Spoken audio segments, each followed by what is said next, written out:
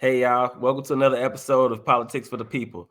Tonight, we're going to be talking about mental health. I got a few people here to help me talk about this particular topic. First and foremost, we got a good friend of mine, Miss Selena Keys.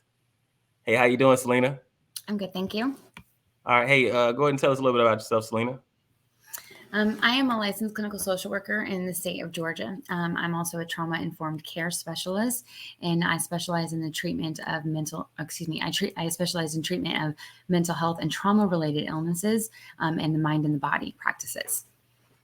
Okay, great to have you here. And also, we have Mr. David Mew. David, how you doing, sir? Hey, how you doing? Hey, welcome, man. Go ahead and tell us a little bit about yourself, David. I'm David Mew, retired Army veteran, 20 years in the military, warrant officer. Right now, I'm a facilitator at the Manhood Tour.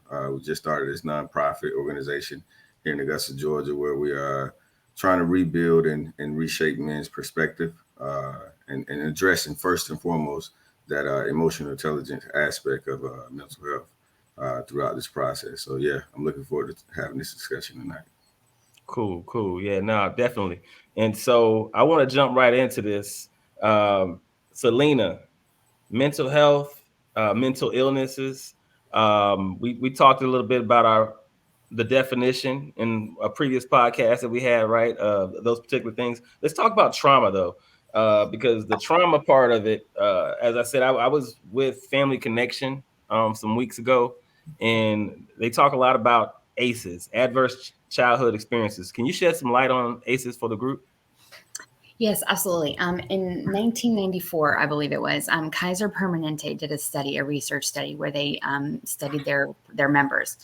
And what they learned in that study was that even one adverse childhood experience, which is a negative experience that you have as a child, even one of those is directly correlated to increase in medical conditions such as diabetes, alcoholism, lung diseases, heart diseases, and obesity. Okay. And from there, we have learned that ACE, adverse childhood experiences, and trauma also contribute to disorders like autoimmune disorders such as fibromyalgia, lupus, multiple sclerosis. We've known for many years that trauma is linked not just to societal problems, but to health problems and mental problems as well. And there is significant root to dysfunction that we have, that dysfunction that people with mental health have.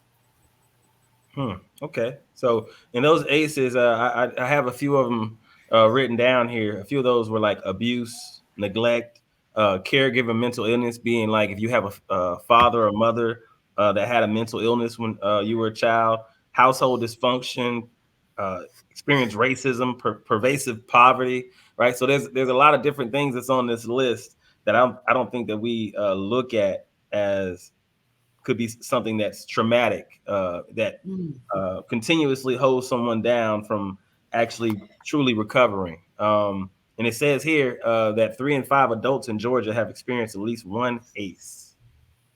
Hmm. Is that shocking to hear? To be very honest with you, that data seems a little skewed, but not on the higher end. In So I'll tell you, like 97% of people who are incarcerated report an adverse childhood experience. 89% of people who are involved in mental health systems report a traumatic experience. Homelessness, and 90%, 80%, excuse me, of people report an adverse childhood experience. And so for me, nearly my experience, most people have experienced an adverse childhood experience. The list that was done in the 90s, the 11, or excuse me, I think there are 9 of them, and it's physical abuse, it's sexual abuse, it's emotional abuse, or neglect. It is if your parent was mentally ill, it is if your parent was incarcerated or frequently hospitalized. But there's other pieces that are adverse childhood experiences that really affect individuals. It affects the way they believe about themselves, their root and core beliefs about who they are and what they are. There are also other adverse childhood experiences that not only affect what they believe about themselves, but affect how their bodies actually work, affect how their nervous system actually works. And we don't talk about these things, and we pretend like they don't matter because we don't remember them, so they can't possibly matter. but our bodies remember everything. So, for example, if a child is born and right after they're born, they have a health condition that puts them in the ICU or NICU, okay? And for 3 months, they're in NICU and they cannot be held and they can't be fed the way that they're meant to be fed and they're isolated and they're overwhelmed, okay? That is something that overwhelms the nervous system and can live with that child for the rest of their life. If that child goes home to a safe environment where mom is safe and she's supported and she has a community and she can be with the baby to help them reset the nervous system, that child might not have any symptoms when they grow up. Okay. But we don't really live in a society that does that. Most of us go home and we're isolated. We don't have community supports. We have to go back to work early. We're stressed. We might be abused. We might have PTSD. We might have just lost our own parents. And so we're stressed out. And that baby never develops the ability to regulate his emotions or her emotions. And then they grow up with those dysfunctions. And regulate emotions is things like I get depressed, I get sad, and I don't know how to help myself, or I get anxious or overwhelmed or angry and I don't know how to help myself. That's because the nervous system doesn't know what to do because it didn't start at an early age. Okay. And David, I know you do a lot of work with young people, right? Mentorship, the manhood tour that you're working with, Augusta Partnership for Children. You see a lot of the young people from across Augusta, Richmond County. Um, I got a stat here that says more than 16% of youth ages 12 to 17 experienced a major depressive episode in the past year. Um, how does that relate to what you're seeing with a lot of these young people, some of the issues that you're helping them work out? You want to talk about that a little bit? Yeah. So from my experience, to be honest with you, and I don't see this a part of ACE, but people need to take this in, into serious consideration, is parental alienation. And a lot of people don't understand what that is, but uh, let's simplify it. It's when two parents don't agree and they disagree in front of the children, right? And however they disagree is in a negative, very negative way. And they kind of bring the kids and have the kids involved in this disagreement by brainwashing or just alienating the other kid from the other parent in some form or fashion, whether it's talking bad about the other parent in front of the child or something like that. So that plagues a lot of homes with single parenting and things of that nature, and it's a lot of kids are just being confused by that, and I think they're acting out in school. So the kids that I come across, most of them are coming, single parent home, and not to say that single parents can't do that job or doing what they're supposed to do. There's not good single parents out there, but from what I've been running across, there's a lot of single parent homes where kids are just acting out in school, and it's becoming disturbing. And parent alienation is one of the key factors that I've seen and realized based on what I'm hearing when I'm talking to these kids in the school system. Okay. And yeah, bringing up the school system, we were at one of the schools. I'm just gonna say one of the schools. I'm not even gonna name the school, but we were at one of the schools in Richmond County, and we had an administrator tell us that the one thing that they wish that their children could learn was self control. Right. Mm. And so you take that, you take stories that you hear throughout Richmond County, throughout other counties, throughout this 12th congressional district, but then you see the news stories that are going across the nation. Where in Missouri, you had the two teenage girls that got into that fight, where it ended horrifically, where one ended up in critical condition. Is it more than that though, right? The self control, where people just like, oh well, we got to make sure the kids learn self control. Like, what is the mental health aspect of that? Yeah, I agree with self control. Real quick, Selena, I say I agree with it because they don't teach that, or they don't understand that self awareness and self management, right? So it has to be taught. It has to be talked about, right? To understand your feelings, so that you can actually control your responses, and they're not doing that so well, so they're just acting out. So and then all the pressure that they face with social media, and it's just, yeah, that is a major problem. David, I want to first acknowledge that what you mentioned about parental alienation, and that is absolutely a form of an adverse childhood experience. Every single thing that we go through in our childhood has an effect on us. Okay. And if you notice, David, that I got a little triggered with the idea of self-control, because there's things that we as a society have these expectations that don't meet reality. And self-control isn't something that I just learn just because I'm getting older or whatever. Self-control is what I said earlier. It's self-regulation. And self-regulation can only happen if it is modeled for me, if I'm taught it. But here's what happens when I'm stressed. Okay, if I'm in survival mode, if I'm threatened, right? My body is threatened, not just because of life or death threat. Okay, if I receive or I perceive even an emotional threat, my body is still going to react as if it is a physical life or death threat. It doesn't know the difference between an emotional threat and a physical threat. So when I perceive that threat, there's something that happens in my brain. Okay, the left brain disconnects from the right brain. All right, left is logic. That's the part of me that thinks. That's the part of me that makes decision. That's the part of me that can control my emotions. Okay, but when my left brain disconnects from my right brain is emotion. Okay, there's no communication that happens. My emotion takes over.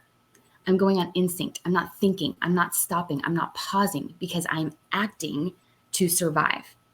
If I'm an impala being chased by or a deer being chased by a cheetah, I can't stop to think, hey, which direction should I go?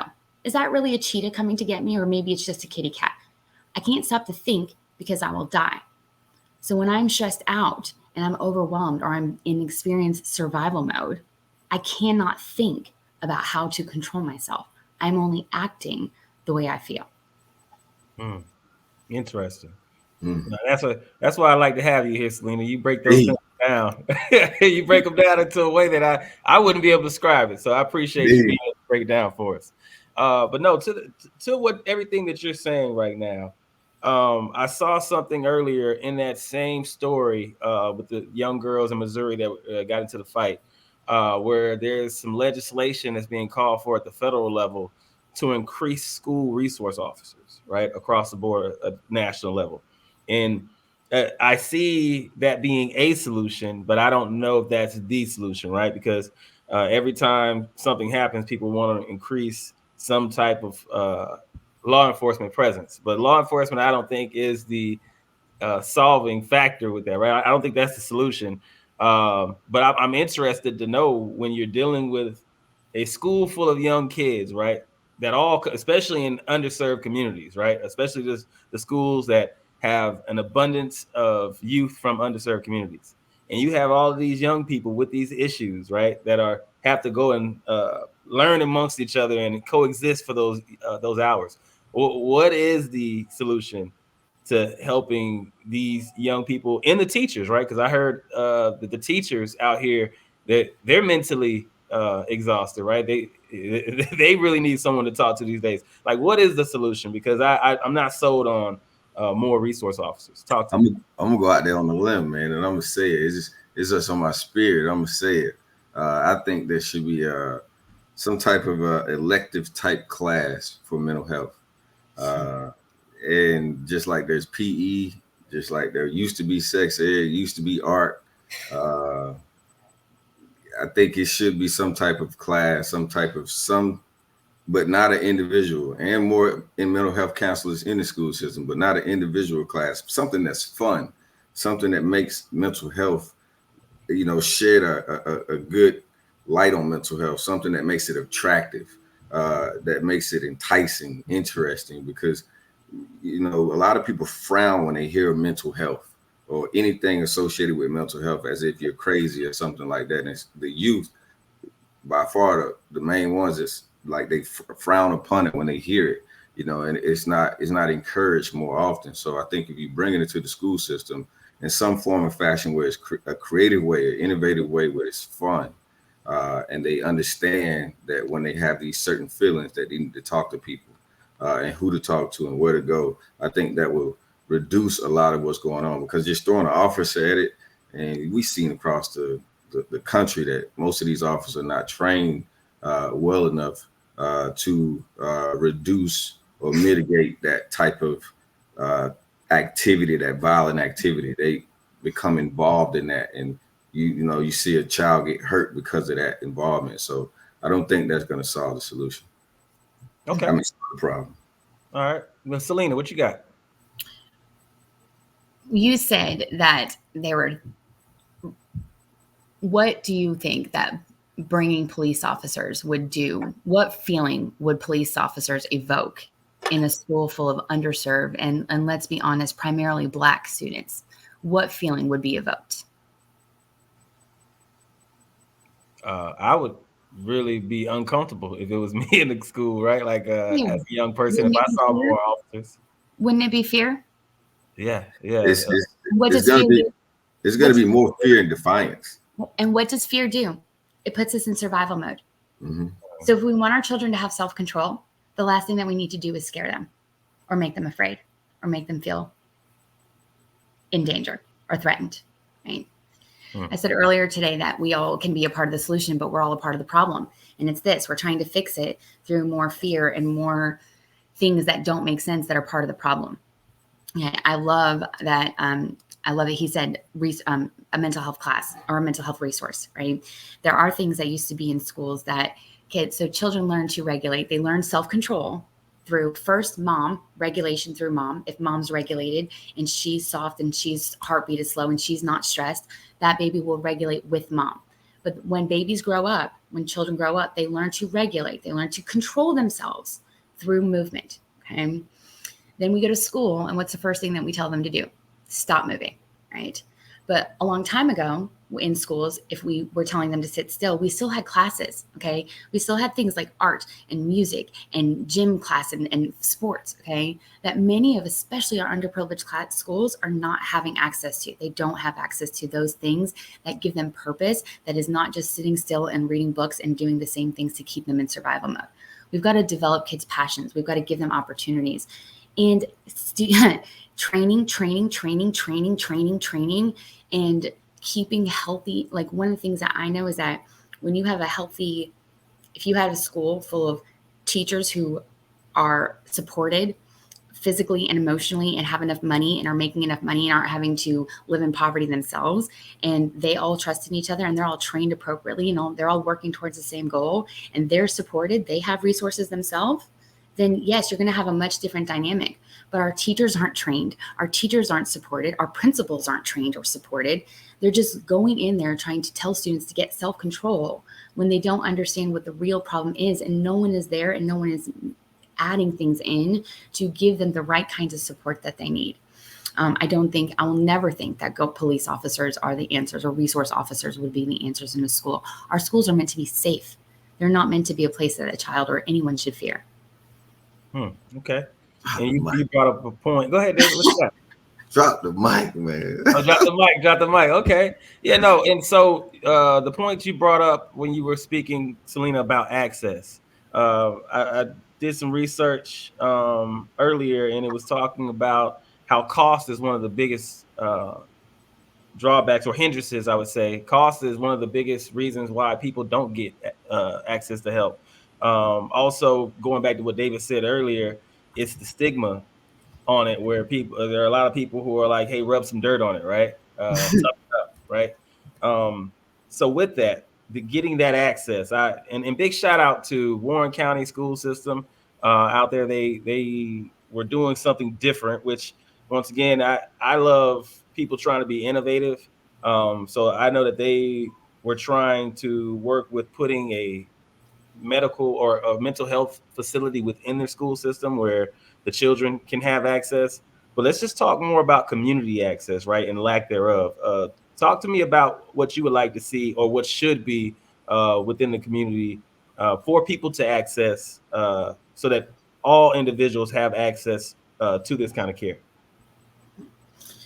Well, you said a couple things. You said cost and stigma and availability. Those are three things that keep people from getting access. Okay. Cost, stigma, and availability, right? There are not enough providers out there who are willing to work with the money that we get paid.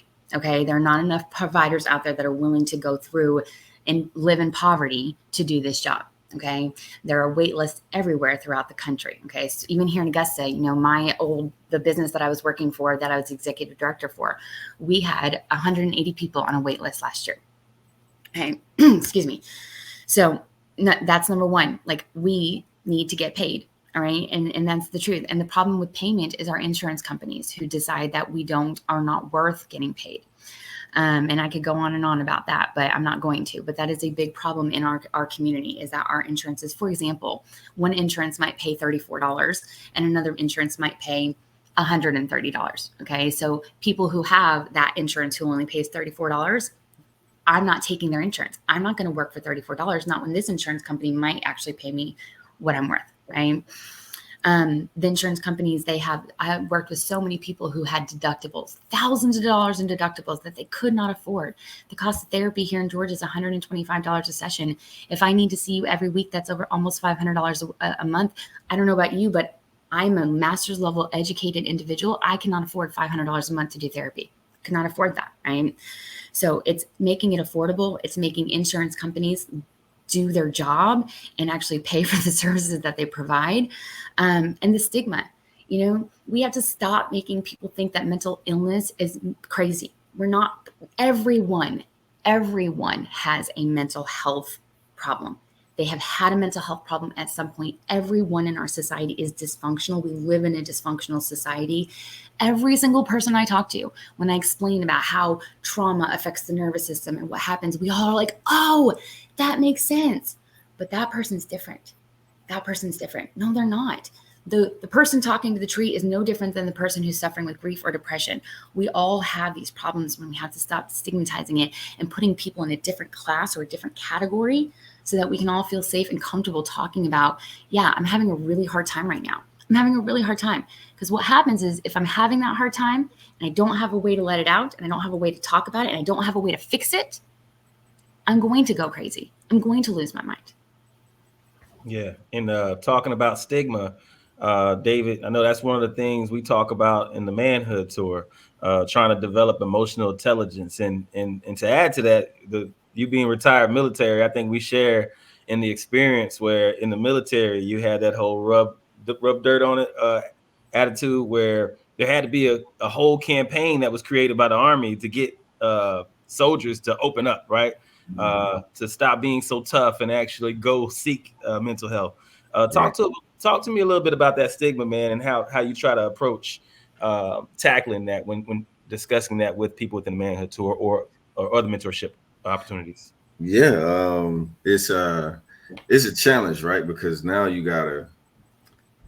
I love it because, one, you got to be relatable, right? If you're not relatable, they won't listen to you. They won't really connect with you. So you got to connect with whomever you're talking to about mental health first, and really be genuine about it, right? And then once you do that, it's like, okay, explaining like how critical it is and how it impacts your body overall. Like she's been saying all night, like there's some significant impacts to mental health issues that, if go unaddressed, you'll feel it. It's wear and tear on your body. It's like wearing a rucksack and never taking the rucksack off. So that stigma when you first came in the military, it was, I, you know, drive on, drink water, whatever it may be. Like you don't go and talk about those type of issues, right? And you've seen the rates as far as the numbers, as far as suicide rates in the military go up, and then it started to be a popular thing where they start advertising it more, and we had these different classes. I forgot the name of it, but I know you know what I'm talking about. We had those classes. It's important to do those classes. Those are what shape the culture, shape the environment. So that's why I keep saying, like, exposure to these type of classes or just talks or discussions will make it more comfortable for people to not look at mental health as a bad thing, or and then changing the narrative around employment around mental health as well, and trying to make sure that people are not getting employed because of their mental health treatment per se. So it's very critical, man. Yeah, and you brought up the suicide rate in the military. I wanted to highlight that because we talk about that a lot. It's been an issue that they've had multiple campaigns throughout the years, but it still seems to be something that's lingering, right? Which means, and I'm not saying that we're not trying to address the problem, but are we going about it in the best way is the question, right? So um, I know there's a number of people that I've served with that have committed suicide, right, throughout the years. And so for me, I always look at it as the awareness part of it, right? And the classes that you were referring to earlier was the suicide awareness classes that we have to go periodically. We have to go through those, and they talk to us like, and it was mandatory, right? We were forced to go to these classes because not only was it just for the person, right? Not only was it just for the soldier individually, but it was for just in case that soldier encountered another soldier or another person in life where you could actually notice the signs of somebody that's going through an episode, and then you can actually act, right? Be able to be with that person until they get through the situation, or you be able to call the right personnel, services. So I look at all of that, and I look at the youth that are currently. I think they say it's a crisis that we're experiencing with our youth right now, um, with how many of them are going without, how many of them are acting out. And the pandemic did not help, right? We know that the pandemic did not help. So how do we recover is the big question that I want to get to. And this congressional run.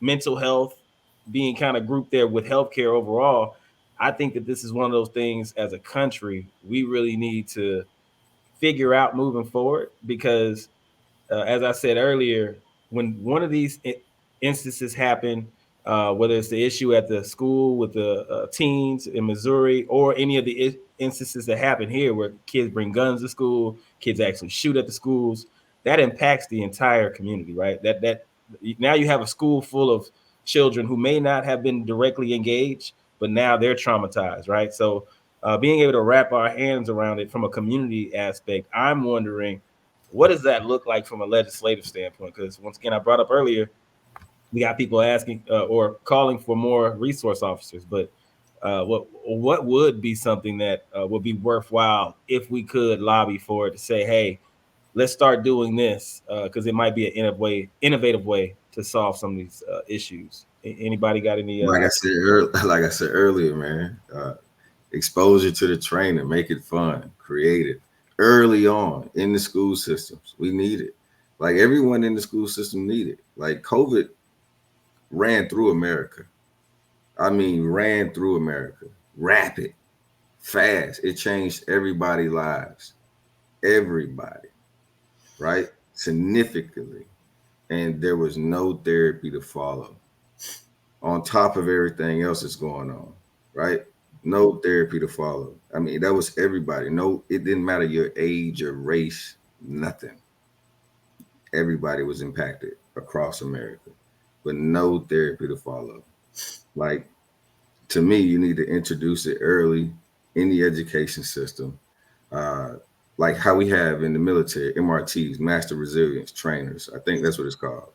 Um, like we need that to implement that in the school system as well. There's a lot of things that was implemented as far as from a mental health perspective in the military that I think could work well in the school system. But you have to get that exposure, it, and that dialogue that has to be talked about. Okay, Selena, what you got? I'm going to mirror David, but just a little different. It is training, and Daniel, we talked about this. Okay, we have this stigma in our society that if you have a mental illness, you have a disease. Okay, you're sick. You're sick. Okay, and the problem with that model is that no one ever asks why. No one ever asks why. And our teachers and our teachers, our officers, all those people who are not trained, they traumatize people every day, and they also do not have the ability. Oh, is everything okay? Oh yeah, it's all. Yep. Okay, sorry. So I want to give you an example of something, and just to quickly explain this. I have a client right now that I'm working with that when she was 17 years old started having panic attacks. Okay, and the reason she was having panic attacks is because she needed to pass a class in order to get to college that she was trying to do. Okay. But while she was trying to get past this class, she was being physically and sexually abused. She was taking care of her 5-year-old sister. She was feeding her, giving her baths at night, doing dishes, cleaning the house, doing all the things that she's supposed to do at home as a wife, except she wasn't a wife, she was a child. And when she had panic attack in school, what her teacher did, what her professor did, was send her home where she was unwell. Okay. And not once did anybody ask her, why? Why are you having this panic attack? What's happening to you? What's going on? How can I help you? What they did is they sent her home. They said that she could not behave. They couldn't have that illness, that problem in school. She couldn't return until she came back better. And our systems traumatize people every single day because they're not trained. They're not supported to know what to ask, to know how to ask, and to know how to help them. I think, David, you might have mentioned this. Police officers are not trained. Okay. It is absurd to me that meant that I, as a mental health provider, or if I work at McDonald's, okay, there are certain things that I'm required to do, certain types of trainings that I'm required to do to keep my job, I'm required to do. But do you know that in Georgia, at least, mental health training is not required for police officers? It's optional. Okay? That is a problem. That is a significant problem. So if I have a mental health emergency and there's no trained officer available, guess who's going to show up for my mental health emergency? An untrained officer, which significantly increases the likelihood of violence. Okay. So it is training. It's proper training. It's appropriate training. David, I really appreciate it. It is genuine. Like when we serve people, when I help people, I don't help them because I read a textbook and I can repeat it and regurgitate and I tell you what you should do and what you need to do. Okay. The reason that I help people is because I genuinely, authentically care about them. And if they've not had that experience, they don't know what it's like to be loved, to be cared about, to be seen or heard. People need that training. It's not about you. It's not about me. It's about helping people. All these helping fields that are not trained are part of the problem. They have every potential to be a part of the solution. But we as a system don't provide the resources necessary for them to be successful and to support and to provide those solutions. Okay. Now, and you actually said something that was mentioned in last week's podcast. We had Candace Hillman, executive director of Augusta Partnership for Children, on, and one of the things she highlighted was that even though we have a lot of different wraparound services throughout the community to try to get after the overall issue with community, the issues we've been having with community, should I say, the biggest thing that we have not been able to get a grasp on is homelessness, right? And so I went out with the marshal's office there in Richmond County, and they said as much, right? Where they took me on a ride around where they do their outreach, and they admitted that they do not have the qualified personnel within their force to be able to address a lot of these things with mental health issues when they encounter someone who has a mental health issue.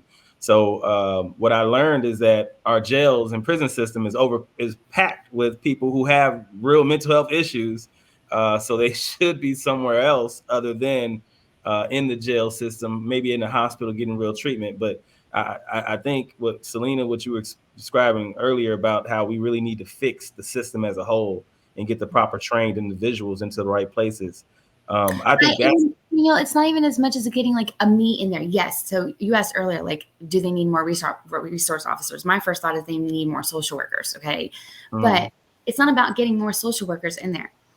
It's about requiring the right type of training and then providing policies that hold people accountable for not following through with what those policies and procedures should be doing. Okay. When people violate people, when people traumatize people, there needs to be accountability. So there's no policies to require this training, and then there's no accountability for adherence to those policies. Okay. So you wouldn't add more people, but you would add the policies that provide accountability. I mean, if I had the money, of course I would add a social worker in every system out there. Absolutely. Okay. Absolutely. But without that kind of money, training is significantly cheaper, and developing policies and procedures and accountability is significantly cheaper to do. And the truth of the matter is there aren't enough of us to save the world. Okay. I call myself the cleanup crew because I literally have to pick up the pieces for all of the failed systems in this community. And there's not enough of me. There's not enough of me to do that. And those of me who are out there, we get burned out. We get tired. We get exhausted for picking up the pieces for everyone else who doesn't have the training and doesn't have the knowledge and the support and resources. Wow. Yeah. And it's a large group that's in there, though. Like Yeah, the same thing that you could say for police officers, law enforcement not having that training. I know teachers have to deal with a lot of issues where it's put on them to deal with the child, and that child came from a household where these traumas have been existing for a while, right? And the teacher has to deal with it. So being able to have that training, I do agree with it. But yeah, we do have a lot of people in positions where we should have awareness. Oh, they should have awareness and training. Um, but I think there's more. I think there's more because going back to it, as far as overworking people, I think the same argument that you have, Selena, is the same argument teachers have. Right? They're Mhm. overworked, underpaid. Right? So Mhm. I know we had that issue as leaders in the military where we had to be the counselor, we had to be sometimes the big brother, sometimes we had to be the financial counselor, right? Like we had to be a lot of things, people. And a lot of times they trained us to be the mental health provider as well, right? To be able to talk to people when they were going through those episodes. So I definitely believe that the training and awareness is a big part of it. And then the policies, as you stated, I'm just wondering about the burnout, right? Because that burnout is serious, right? Like if you've never had to deal with an issue, and that's I applaud you, Selena, because the people that I've seen, like you said, you had to pick up the pieces. Uh, that is a hard job to really deal with people on a daily basis that are going through that, right? So, um, is it possible for us to give that training to the law enforcement and the teachers and all these other um, positions with throughout the community, and that they're able to handle that load that we talked about? Because the numbers we're talking about of people who actually need help right now, I don't know if that's actually gonna help. Well, it We might need to help. treat everyone as if they need it. That's the missing piece, okay? It's Okay. not just that this person needs it or this person needs it. We all need to be treated this way. We all need to be given access to this. The reason that teachers and social workers and bankers and anybody else is burned out is because we also have our own trauma. We also have our own experiences and our own problems and our own stressors. So yes, and do not get me wrong. Do I absolutely think that social workers and teachers and all of those are underpaid and under resourced? And yes, when I say resources, that's what I mean. They need more teachers and they need more support services and they need more counselors. And of course, they need more of that. But even if they add more, if those people aren't trained, it isn't going to do any good.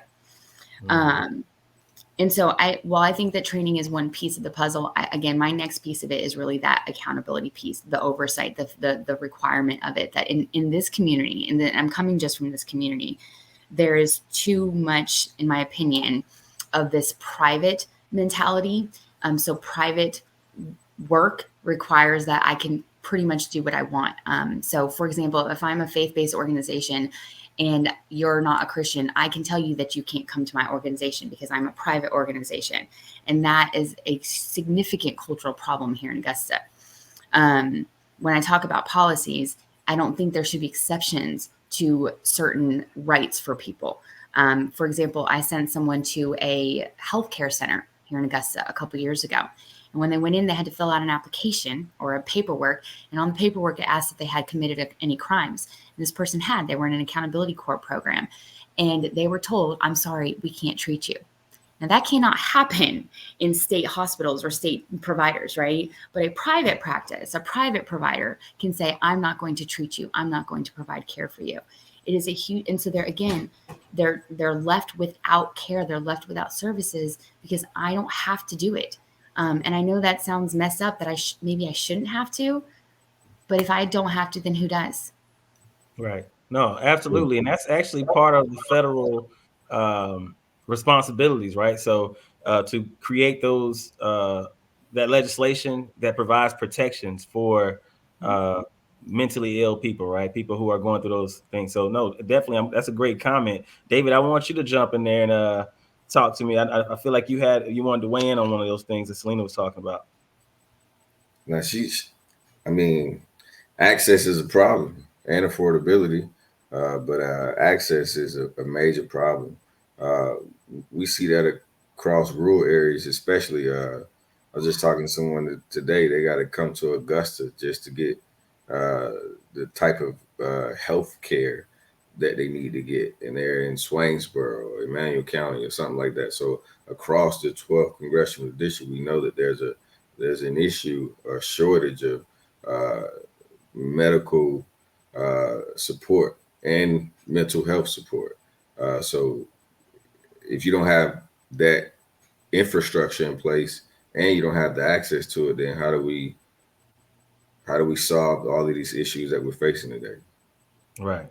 No, and I think that's my big takeaway is that it's a huge mountain to climb. I'm just trying to figure out where to start. And from what I've heard, awareness and policies is like top of that list, right? Kind of clearing those stigmas, awareness, policies, and access, right? The access part of it, making sure it's affordable, making sure that people have access to it and they're not turned away just because, someone's private or some red tape being put out there. So, no, I definitely appreciate the conversation. What I want to do right now is go ahead and give you to your last words. So I'm going to start with David. David, anything that you want to tell the public about Manhood Tour, etc. Go ahead and talk to us. Oh yeah, Manhood Tour is an organization that's all about men.